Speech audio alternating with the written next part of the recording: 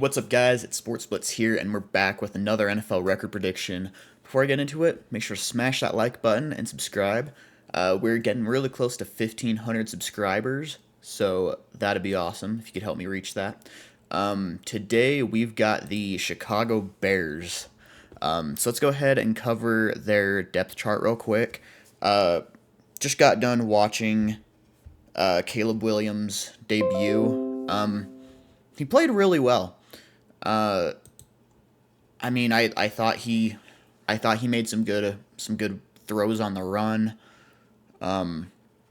He had I don't know if it was really a designed screen pass, but he had a lot of pressure in his face and kind of just like tossed the ball over his shoulder over to DeAndre Swift, and Swift did the rest on a 42-yard reception. So he's making things happen in the offense.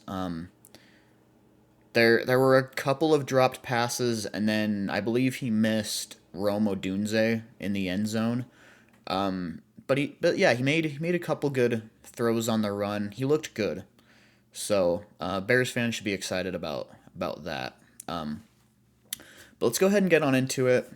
Obviously, like I just mentioned, Caleb Williams is QB1. That's really no debate.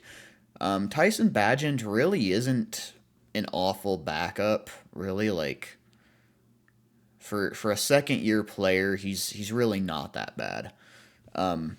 Running backs, I think they've got a pretty dang solid running back room with DeAndre Swift and Khalil Herbert. They also have Rashawn Johnson, who's drafted was it last year or the year before? I can't remember, but pretty good for a number three running back. I expect them to do kind of more of a running back by committee sort of thing, rather than having DeAndre Swift be like a big workhorse. Wide receiver room looks amazing. One of the best receiver rooms in the NFL, if not the best. I think really the only other room that I look at and is like, okay, that might be better, is the Texans. But really, like, this is an amazing receiver room. DJ Moore coming off what was it, like 1,400 yard, 8 touchdown season. Keenan Allen coming off probably the best season of his career. Rome Odunze, first round wide receiver. A lot of good receivers there. I don't know too much about behind them, so if they get any injuries, they're not looking great. But as long as they all stay healthy, that's a really good room.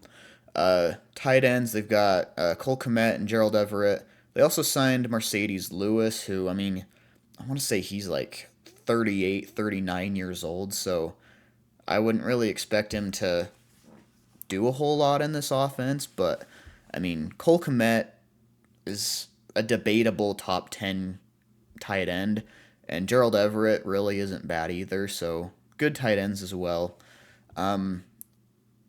Honestly, I'm not a fullback expert. I haven't really watched the fullbacks super well, so I don't really even know about Kari Blasingame.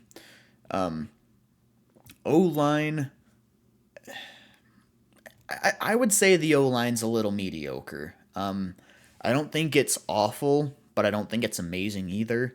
Braxton Jones is okay. Tevin Jenkins is okay. Ryan Bates is okay. Nate Davis is pretty solid, but not amazing either. And then Darnell Wright, he's going into his second year, I believe, and he didn't look incredible as a rookie, but tackles also take a couple years to really develop and look really good. So who knows? He could be a star in the making. So we'll have to see. So offensive line, I would say, is okay. Isn't something that you see and is like, oh man, they're gonna get a rookie quarterback hurt. Nothing like that. So going to the defense, I think this is one of the best defenses in the league. I really do. Montez Sweat is a stud. Got them in a trade from Washington last year. Andrew Billings, pretty solid D tackle. I'm trying to remember how long he's been in the league. I feel like he's kind of an older vet, but still pretty solid D tackle. Gervon Dexter, drafted out of Florida this year.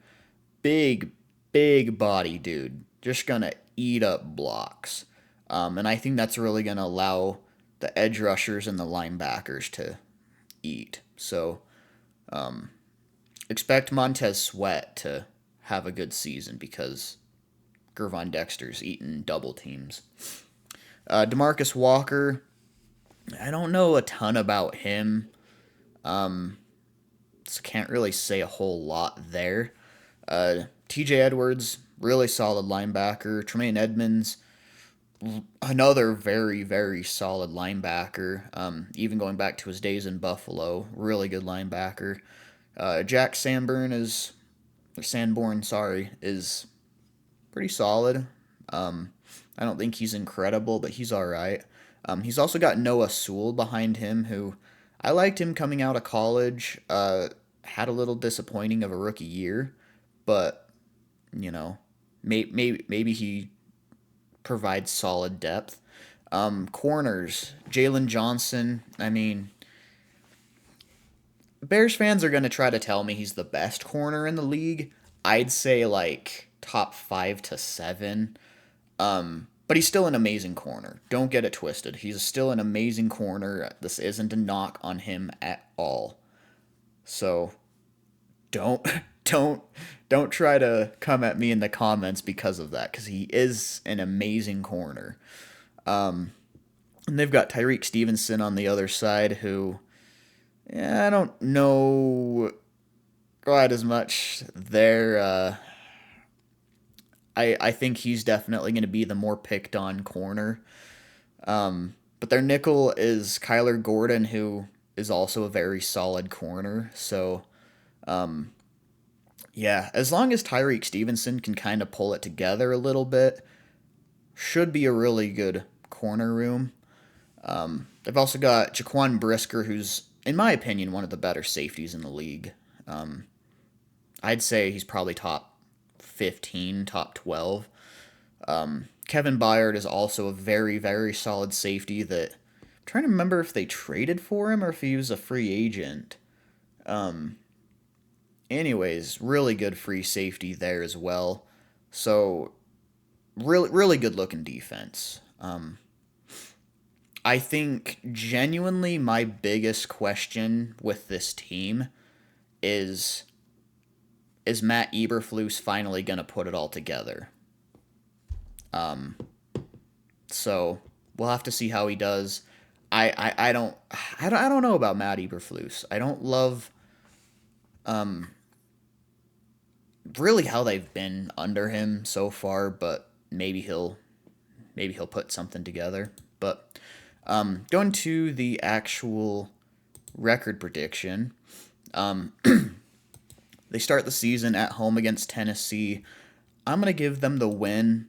I think Tennessee has a solid defense, and they added a few more, receivers this year. But I mean, really, I'm not in love with the Titans this year. I really don't think they're all that. So gonna have the Bears win their season opener. Then they travel to Houston, and I think they end up losing to the Texans. As I mentioned earlier, they're the only other team that I could see maybe having a better receiving core than the Bears. I think they've got better depth there as well. And CJ Stroud's a stud. So I'm going to give that to the Texans. Week 3, this one's a little hard for me. I think Anthony Richardson's going to take massive strides this year. I really do. And I mean, they were 10-7 this last year, either 10-7 or 9-8. So I think they're going to be a really good team again. I don't know about the O line though. Maybe the Bears pressure him enough and Yeah, I'll go ahead and go Bears here, but I could definitely see that flipping. Week 4, playing the Rams. I think they take a small step back from last year. Not not a real big one, but I mean, I don't think Matt Stafford plays quite as well as last year. And I mean, losing Aaron Donald kind of hurts any defense. So I'm going to go Chicago there. Um, week 5, they play the Panthers.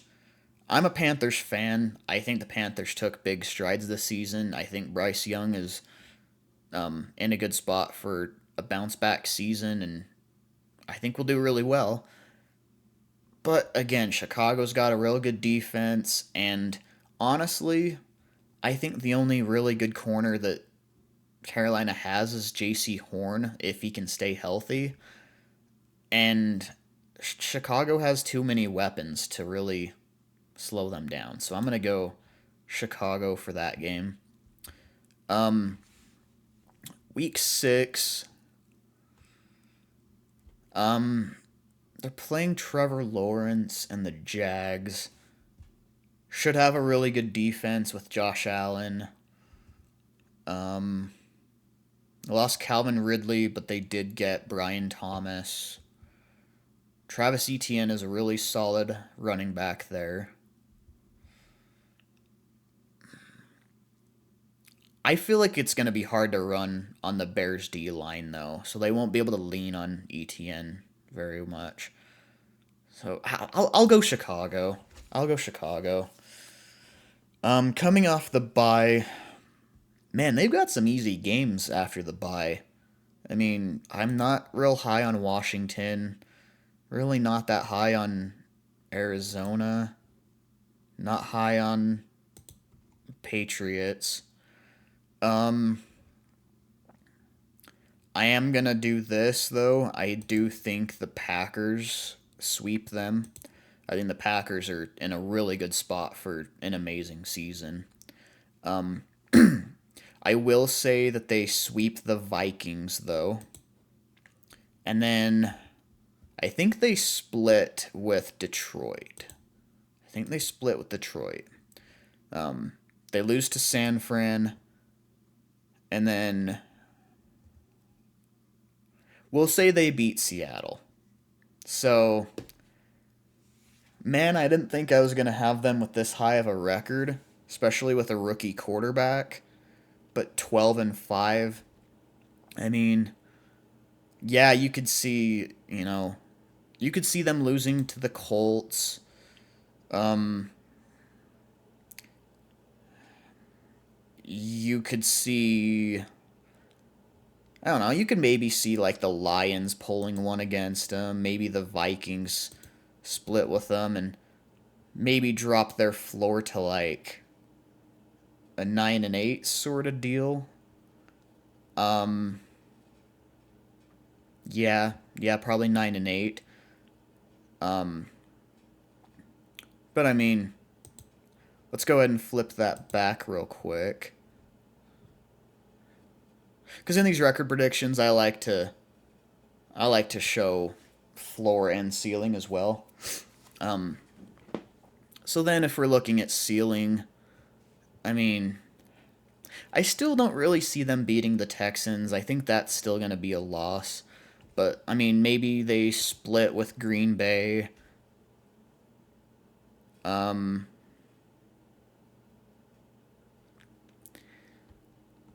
that might be it. That might be the only change. 13-4 as the ceiling. Only losing to Houston, Detroit, San Fran, and Green Bay. I mean, if they're only one game away from their ceiling, I mean, they've got to be excited about that. They really do. Um, so let me go ahead and flip this back. So yeah, 12-5. I think that's an amazing record for the Bears with really a young team, rookie quarterback. Um, If Matt Eberflus is able to put that together, they're going to be a dangerous team for years to come. So, Bears fans, let me know what you think of this record prediction in the comments section below. Again, make sure to smash that like button and subscribe, and I'll see you next time. Later.